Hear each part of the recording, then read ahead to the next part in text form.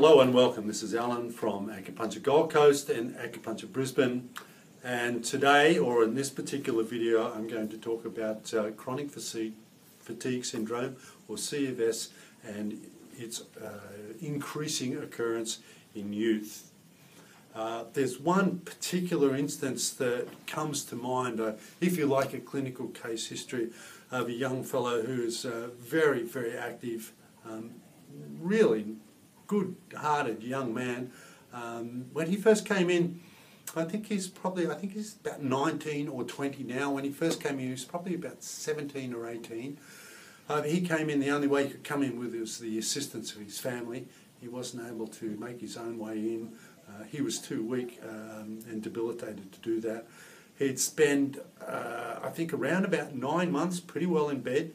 And we're talking about a strapping young lad, 6 foot plus or 2 metres plus, he was a hulking boy, he was a good 90, 95 kilos.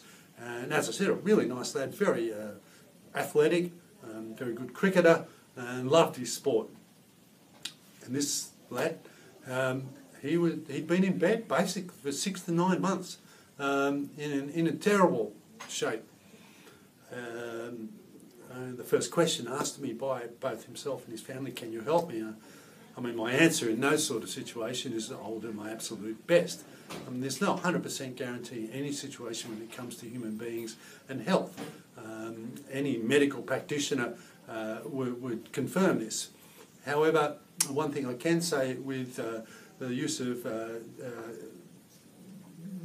traditional acupuncture in the hands of a skilled and experienced practitioner, it can be an incredibly powerful tool when the individual has hit a dead end in all cases. So if you can imagine, if your son or you, if you're in that age group, or your daughter in that age group, if they've been in bed and unable to really carry out any sort of creative or productive activity or even move for 6 to 9 months, you will have tried every last methodology and made every last effort as the individual suffering, or as the parent, the individual brother or sister or friend or partner, to help this person recover their health. These are the situations that I am confronted with in my practice. Acupuncture is commonly the last resort. So please understand that there is no hopeless condition in this scenario. I've treated people who have had suffered chronic fatigue syndrome for 18 years. That's not in the youth group that I'm talking about today.